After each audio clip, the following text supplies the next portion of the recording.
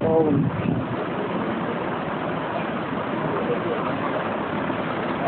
सातवें क्लास से कहा था 28 जुलाई 1968।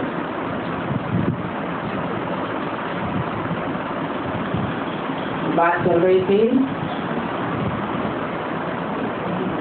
जितना जो पावन बनेंगे उतना ऊंचे पद पावेंगे। प्योरिटी की पावर अगर कम आवेगी तो पदवी कम पावेंगे। सारा मदार प्योरिटी के ऊपर है और इस बात में मुझने की दरकार नहीं है।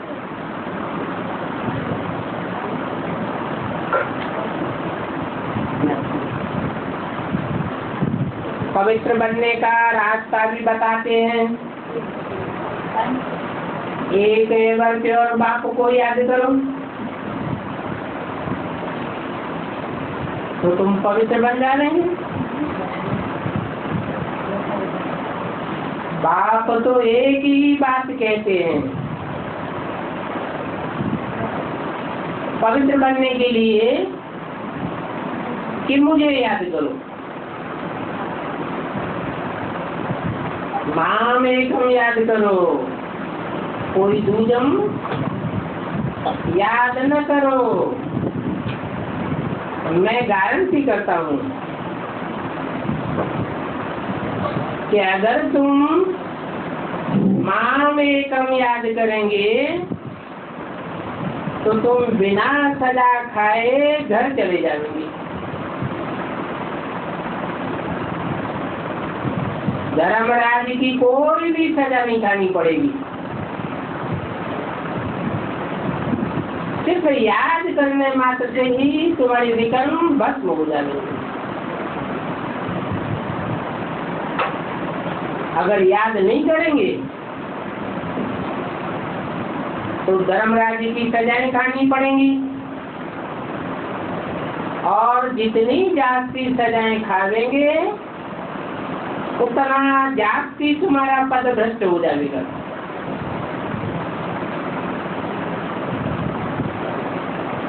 हर 5-4 वर्ष बाद में आकर के ये बात समझाता हूँ और मैं अनेक बार आया हूँ तुमको वापस ले जाने के लिए। ये पतित दुनिया है, इसलिए इस पतित दुनिया में ही गाते हैं, हे पतित पावन आओ। हम भिखारी पतित बन पड़े हैं, आप आकर के निर्विकारी पावन बनाओ। ऐसे नहीं कहते हैं कि आप आकर के ज्ञान सुनाओ या ज्ञान सुनाकर चले जाओ फिर हम पावन बनते रहेंगे। नहीं, आकर के हम पतितों को पावन बनाओ। पावन बनते हैं तो उसको कहा जाता है पावन निर्विकारी दुनिया। और ये विकारी दुनिया, विकारी माना ही विपरीत कर्म करने वाले, वे माना विपरीत, जो कर्म नहीं करने चाहिए वह कर्म करने वाले, पाप कर्म करने वाले। तो अभी तुम बच्चों को संपूर्ण निर्विकारी बनना है। जो पीछे आते हैं वो सजाएं खा करके जाते हैं। बाप के घर में जितना पहले जाएंगे उतना कम सजाएं खा लेंगे।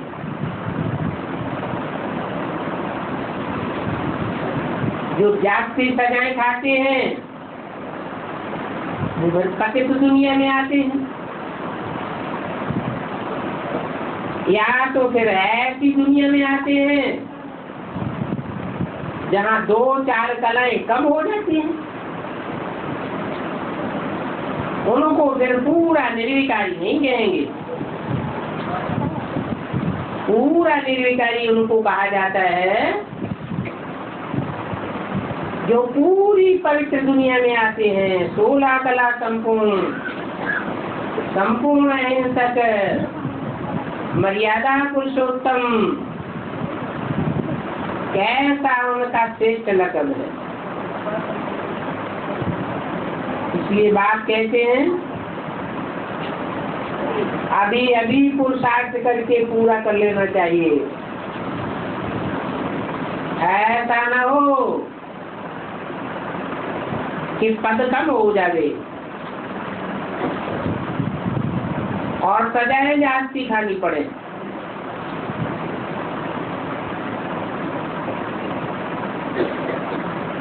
बल नई दुनिया में रावण राज्य तो नहीं होता है, परंतु वहाँ पद तो नंबरवार है ना।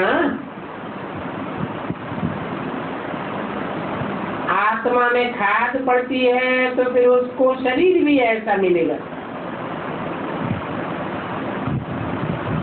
हाँ, नई दुनिया में ऐसे नहीं है कि आत्मा पतित बनती है, नहीं।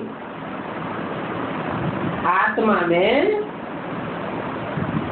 कुछ न कुछ जन्म बाई जन्म खाद पड़ती रहती है। तो गोल्डन एज से सिल्वर एज तक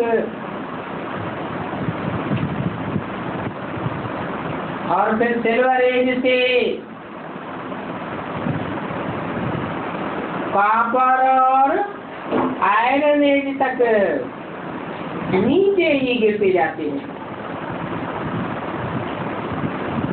त्रेता में चांदी की खाद पड़ती है।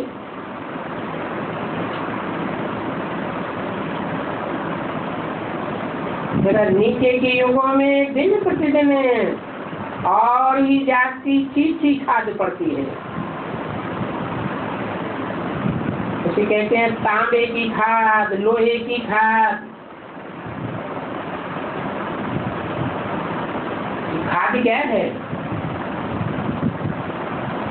विकारों की ही खाद है।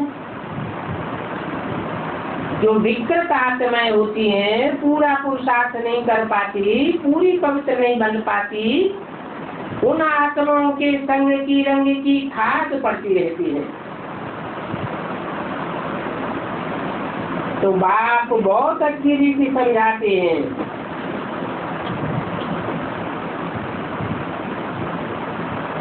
अभी तुमको बाप का संग मिला है।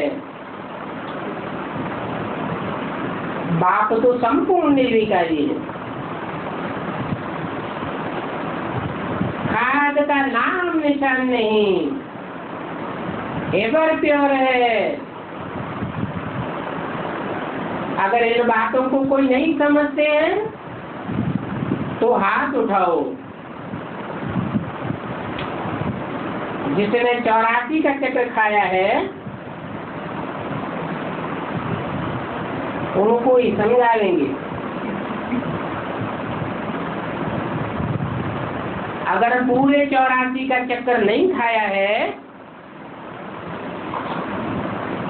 तो उनको समझाने से भी कोई फायदा होने वाला नहीं है, क्योंकि वो पूरी बात समझेंगे ही नहीं। समझने के बावजूद भी औरों का संग करते रहेंगे। बात कहते हैं इनके 84 जन्मों के अंत में मैं आकर के प्रवेश करता हूँ। किनके? राम और कृष्ण के 84वें जन्म में प्रवेश करता हूँ और पतित दुनिया में ही आता हूँ। ये सारी दुनिया पतित है। आत्मा भी पतित है और शरीर भी पतित है। तुम्हारा ये जो दादा है, इनके बहुत जन्मों के अंत में मैं प्रवेश करता हूँ। इनको ही फिर पहले नंबर में जाना है।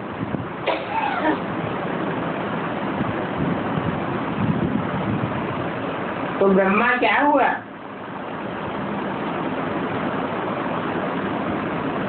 वही बहुत जन्मों के अंत में पतित बन गया। फिर मैं पतित पावन इनके पतित शरीर में आता हूँ और इनको पावन बनाता हूँ।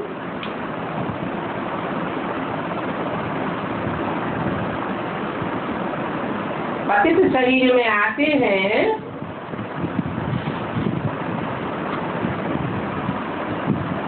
तो एक ही शरीर में दो आत्माएं हुई ना। इतना क्लियर करके समझाते हैं। अभी बाप कहते हैं मुझे याद करो। इस पतित तन में मुझे याद करो। इसको याद मत करो। इनकी आत्मा तो पतित है। मुझे याद करेंगे तो तुम्हारे पाप भस्म हो जाएंगे। गीता का ज्ञान तो तुम बच्चों ने बहुत सुना है, सुनाया भी है, परंतु इतना सुनने सुनाने के बावजूद भी तुमने सदगति को नहीं पाया। तुम्हारी सक्त गति, सच्ची गति नहीं हुई। तुम्हारी मन बुद्धि रूपी आत्मा की दुर्गति हुई है। मेंटेलिटी गिरती गई है। तन भी पतित तमोप्रधान होता गया।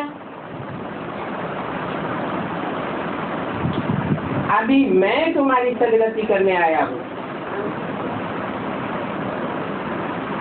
बहुत सन्यासियों ने तुमको मीठी मीठी आवाज में शास्त्र आदि सुनाए हैं। जिस मीठी आवाज को सुन करके बड़े बड़े आदमी जाकर के इकट्ठे होते हैं।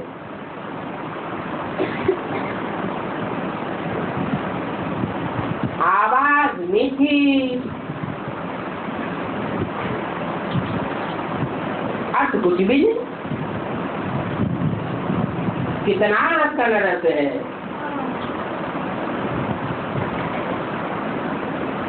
कानों का रस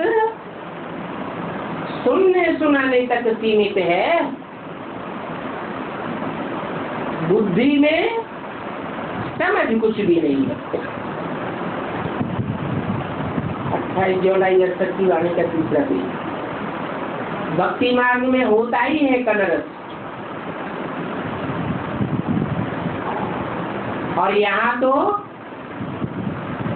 आत्मा को, बाप को बुद्धि से याद करना है।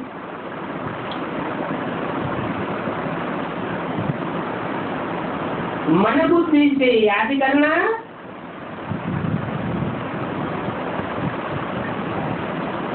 तो तुम्हारी आत्मा पावन बनेगी। अभी ये भक्ति मार्ग पूरा होता है। कलरस खलास होता है। मैं तुम्हारी आत्मा को वाणी से परे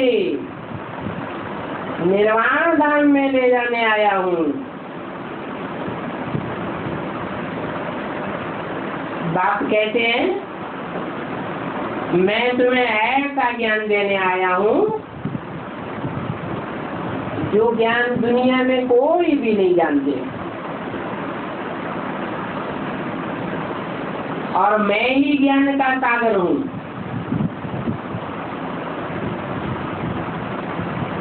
ज्ञान को जल कहते हैं ना, जैसे वो पानी के टुबके होते हैं, गड्ढे गड़ीकियां होते हैं, कैनाल्स होते हैं, नदियां होती हैं, तालाब होते हैं,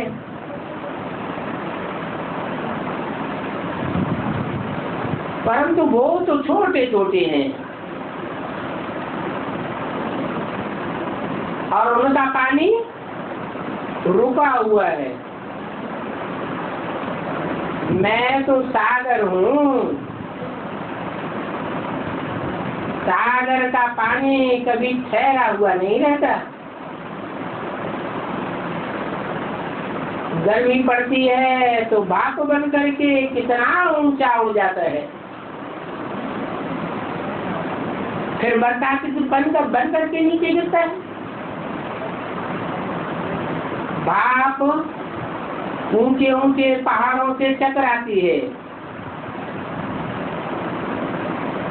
बरसात बन करके नदियों में आता है। कुएं का भी पानी होता है, कुएं का पानी खोद कर निकाला जाता है, गहराई में खोदते हैं ना। तो बाप कहते हैं मैं ज्ञान का सागर हूँ, कुआं, बाड़ी, नदी, कैनाल से नहीं हूँ। ज्ञान को ही नॉलेज कहा जाता है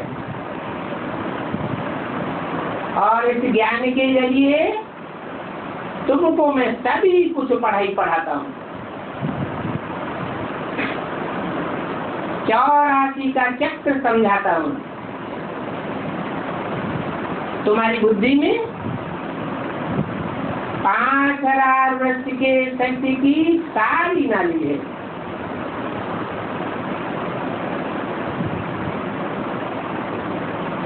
मूल वतन से सूक्ष्म वतन को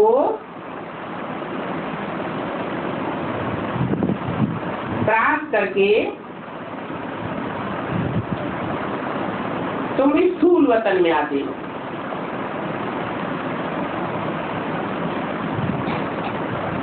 पहले पहले लक्ष्मी नारायण,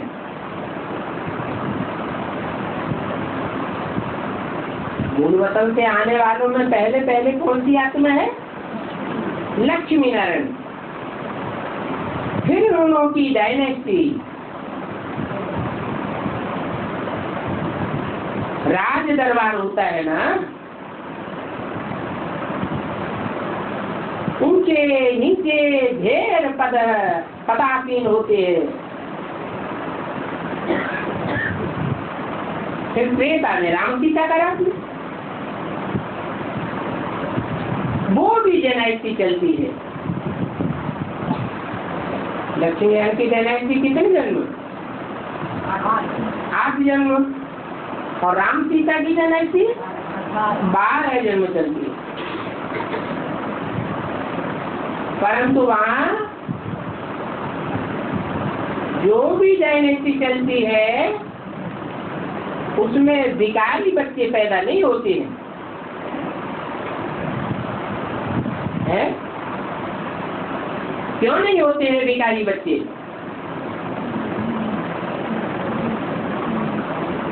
क्योंकि वहाँ सब आत्मिक स्थिति में, सही स्थिति में स्थित होते हैं, इसलिए विकार का नाम निशान नहीं है, विपरीत कर्म नहीं होते।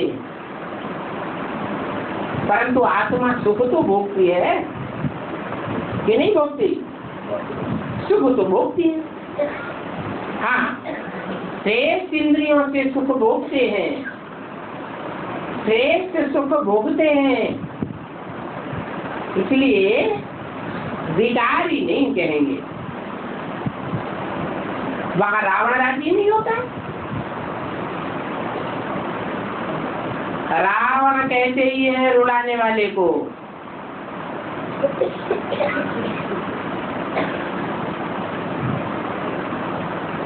शेष इंद्रियों से जो सुख मिलता है उसमें रोने करने आदि की कोई दरकार नहीं रहती। रावण राज्य शुरू होता है तो भ्रष्ट इंद्रियों का सुख शुरू हो जाता है, वहां फिर रोते हैं। सतयुग त्रेता में तो तुम पावन होते हो, तुम्हारी आत्मा पवित्र होती है, आत्म की स्थिति में स्थित रहते हो, तो कहेंगे योग बल से सभी कुछ होता है। तुमको साक्षात्कार होता है कि कब बच्चा होने वाला है, कब गर्भ महल में जाना है, खुशी खुशी से जाते हैं। वहां कोई की अकाल मौत नहीं होती है। मृत्यु के समय कोई तकलीफ नहीं होती है, खुशी खुशी जाते हैं। यहाँ तो मनुष्य कितना रोते चिल्लाते हैं।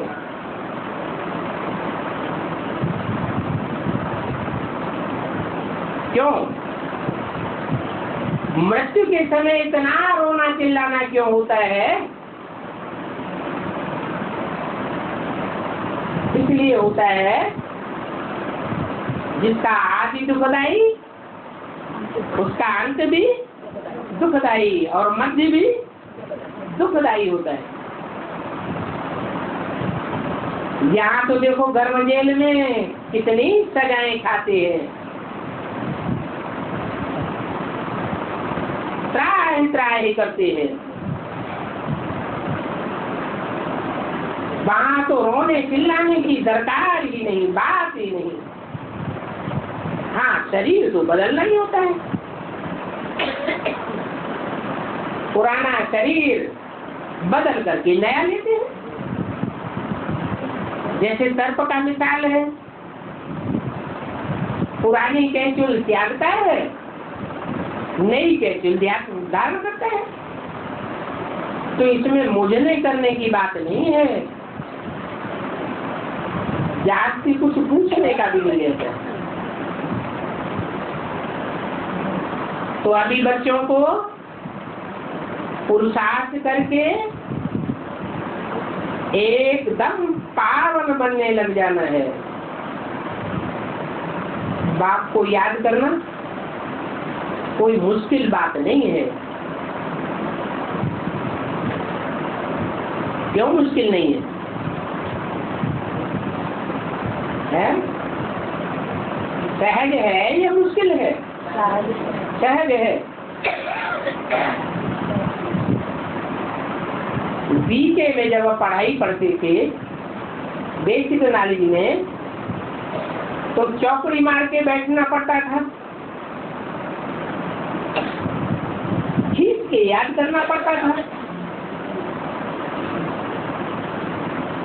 कठिन था या सहज था? है? क्यों कठिन था? क्योंकि जिसको याद करते थे वो व्यक्त में नहीं था देखने के लिए। जो चीज आंखों से देखी जाती है वो याद जरूर आती है। आंखों से ही क्या, जिन इंद्रियों से भी जो सुख का अनुभव किया जाता है वो याद तो आता है ना। अभी तो तुम बाप के सामने बैठे हो, वहां भक्ति मार्ग में भगवान को याद तो करते हैं, परंतु सामने होता है क्या जानते ही नहीं, तो सामने होने की बात ही नहीं। अभी मैं तुम्हारा बाप तुमको सुख का वर्षा देता हूं,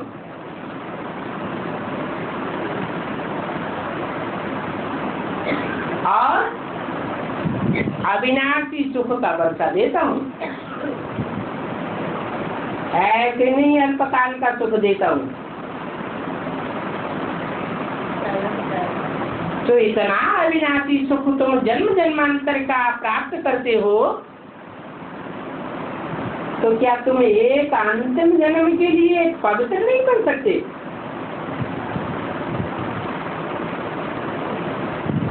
यहाँ बैठकर बच्चे इस बात को अच्छी रीति समझते भी हैं, फिर घर में जाकर के स्त्री का मुख देखते हैं तो माया खा जाती है। अभी बाप कहते हैं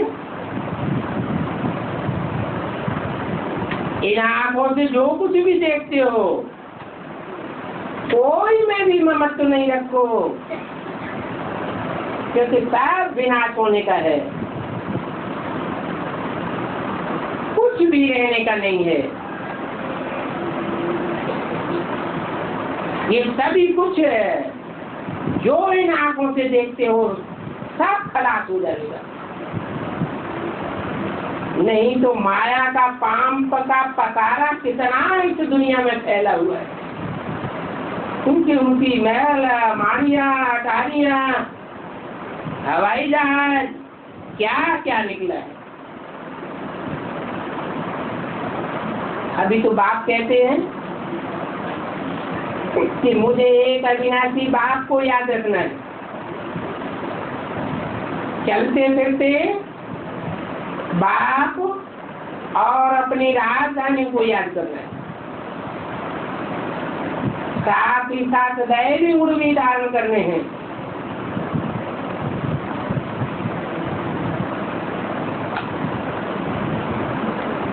गंध की चीजें खाना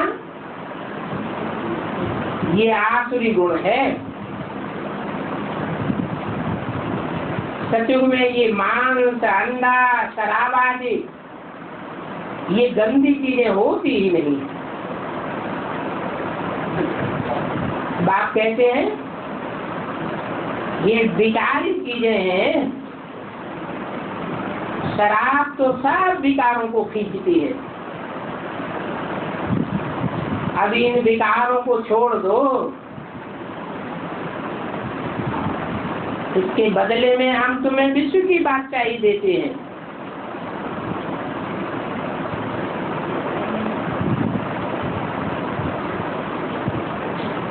बल युगल बन करके गंधर्व विवाह करके पवित्र रह करके दिखाओ। बात कहेंगे ये तो कमाल है, कितनी अच्छी आमदनी हो सकती है, तो क्यों नहीं पवित्र रहेंगे? सिर्फ एक जन्म पवित्र रहने से कितनी सारी आमदनी होती है। इसलिए बाप कहते हैं बल इकट्ठे भी सो जाओ, सिर्फ ज्ञान तलवार बीच में बनी रहे।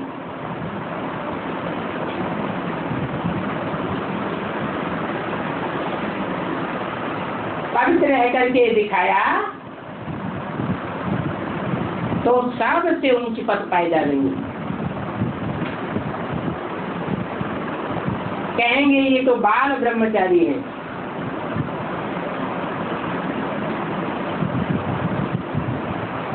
तो ज्ञान तलवार बीच में रखने के लिए अच्छी नॉलेज भी चाहिए, फिर औरों को भी आसमान बनाना है। सन्यासियों को दिखाना है कि हम कैसे शादी करके पवित्र रहते हैं, तो वो भी समझेंगे अरे इनमें तो बड़ी भारी ताकत है।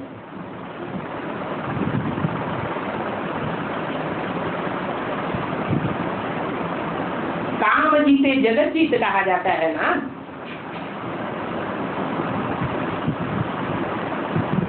कहते हैं शंकर ने कामदेव को भस्म कर दिया, तो इतनी ताकत रही होगी ना।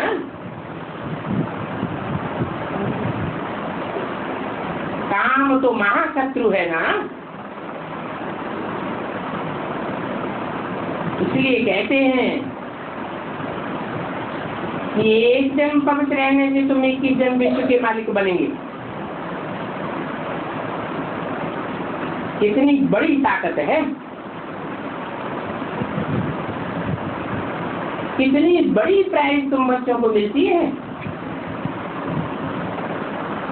तो क्यों नहीं पवित्र रहकर के दिखा देंगे।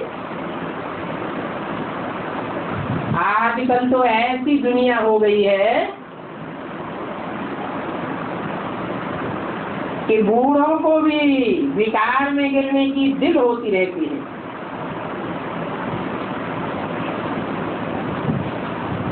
60 वर्ष के बाद भी बच्चे पैदा करते रहते हैं।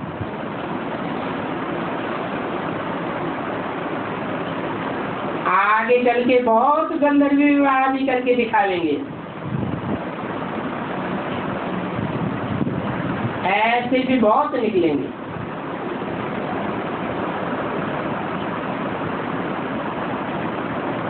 टाइम भी बाकी थोड़ा है, फिर आवाज भी होता रहेगा। अखबारों में भी पड़ेगा। तुम बच्चों ने रिहर्सल देखी ना, क्या हाल हो गया है।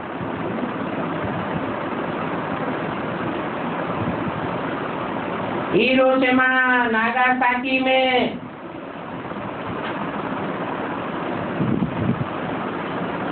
छोटी छोटी बम्बियों का धमाका हुआ, तो अभी तक देखो कितने हॉस्पिटल में पड़े हुए हैं।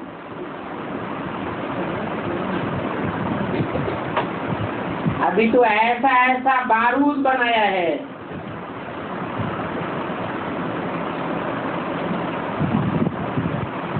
जो सुनते ही खलास हो जाएंगे।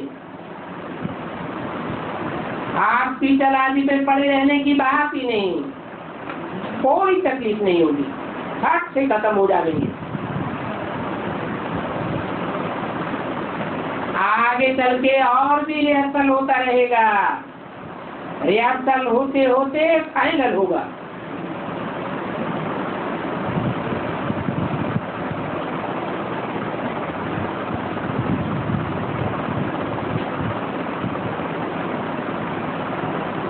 देखेंगे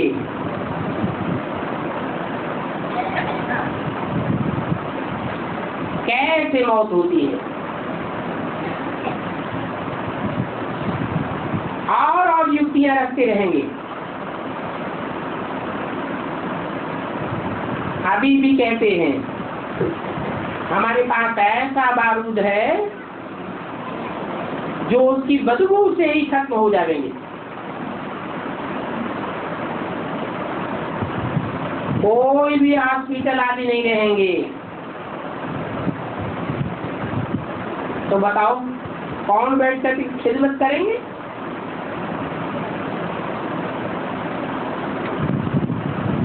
फिर कोई भी ब्राह्मण आदि खिलाने वाला नहीं रहेगा। बाम छोड़ा और खला।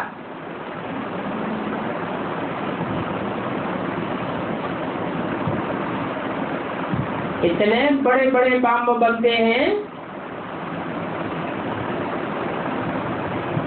उनके फटने से पृथ्वी डोल जाएगी। बड़े बड़े अर्थक्वेक आवेंगे, ऊंची ऊंची बिल्डिंग, मल्टी स्टोरीज सब धराशायी हो जाएंगे, सब ही दब करके मर जाएंगे। देरी भी नहीं लगेगी। यहाँ तो इस दुनिया में देखो कितने मनुष्य हैं, सच में तो बहुत थोड़े होंगे। तो इतने ढेर के ढेर मनुष्यों का विनाश कैसे होगा?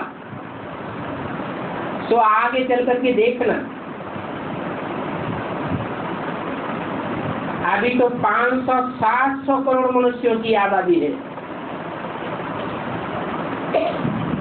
फिर कीड़े मकोड़े, पशु पक्षी आदि कितने अरबों खरबों की तादाद में होंगे।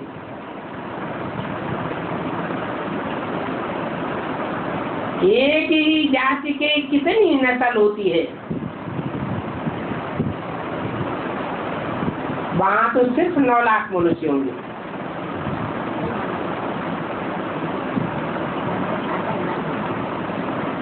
जाति। अभी तुम बच्चे तो फकीर हो, तुम्हारा साहब भी तुमको बहुत प्यारा है। अभी तुमने सभी को छोड़ करके अपन को आत्मा समझ लिया। जो सभी कुछ बुद्धि से त्याग देते हैं, अपनी आत्मा की स्मृति को संजो लेते हैं, ऐसे फकीरों को बाप बहुत प्यारा लगता है।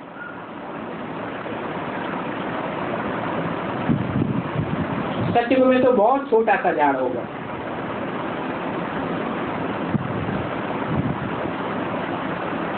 आज की दुनिया के इतने बड़े विकारी झाड़ के सब पत्ते खलास हो जाएंगे, बाकी जो निर्विकारी बनेंगे वो रहेंगे।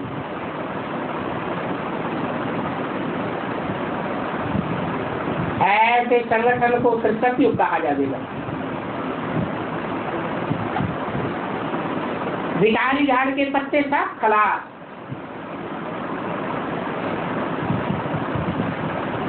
जब तक खलास हो तब तक संगम युग होगा। तो बाप बातें तो बहुत समझाते रहते हैं, कहते हैं जो भी तत्व हैं सभी आत्माएं अविनाशी हैं, उनका पार्ट भी अविनाशी है। अपने अपने टाइम पर सब अपना पार्ट बजाती रहती है। और तुम स्टूडेंट्स भी ऐसे हो जो कल्प कल्प आकर के बाप के सन्मुख पढ़ाई आकर पढ़ते हो, जानते हो बाबा हमको पवित्र बनाए साथ में ले जाएंगे। हम बाबा के साथ साथ जाएंगे। कहाँ? बाप के घर में साथ साथ जाएंगे और फिर साथ साथ नई दुनिया में आवेंगे। तो देखो बाबा भी ड्रामा अनुसार बंधायमान है।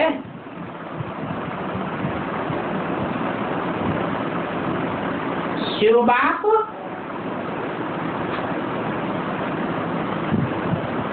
बंधायमान है या शिव बाबा बंधायमान है? शिव बाप इस सृष्टि के चक्र में बंधा हुआ नहीं है। बांधा हुआ है तो सिर्फ एक जन्म के लिए, परंतु शिव बाबा तो इस शक्ति में सदा कायम है। बल बच्चे पहचान नहीं पाते। अभी संकल्प युग में तो तुम्हें पहचान मिली है, फिर भी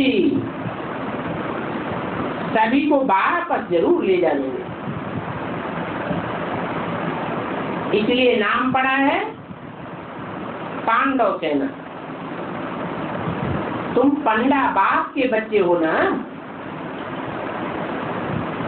पंडा बाप तुमको घर जाने का रास्ता दिखलाने आए। तो देखो वो कौरव क्या कर रहे हैं? नाम ही रखा है कौरव। कौओं की तरह गंध खाने वाले, शोरगुल करने वाले।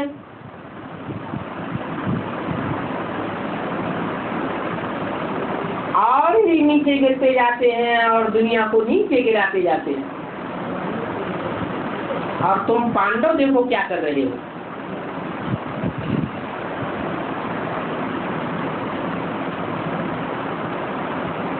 तुम पंडा बाप के बच्चे हो ना। पंडे तीर्थ में ले जाते हैं ना। तुम्हारा तो है ऊंच से ऊंच तीर्थ। कौन सा है? तुम्हें कहाँ जाना है? परमधाम में तो आत्मा बाद में जाएगी। पहले तो परमधाम को तुम बच्चे इस सृष्टि पर उतार लेंगे। इस सृष्टि पर जब तुम परमधाम उतारेंगे तो तुम संगठित होकर के रहेंगे, तपस्या में लीन रहेंगे। वो तुम्हारा बड़े से बड़ा तीर्थ होगा। तुम्हारा ही नहीं, सारी दुनिया की बुद्धि में बैठेगा कि बाप भारत में इस स्थान पर आया हुआ है। सारी दुनिया की बुद्धि वहां लटकी हुई रहेगी।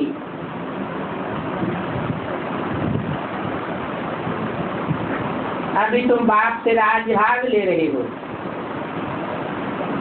जैसे कल पहले लिया था। फिर नंबरवार पुरुषार्थ अनुसार अपना राजभाग ले रहे हो ना। ये ड्रामा की टिक टिक होती रहती है। अच्छा, मीठे मीठे रूहानी बच्चों को रूहानी बाप दादा का याद प्यार, गुड मॉर्निंग और नमस्ते।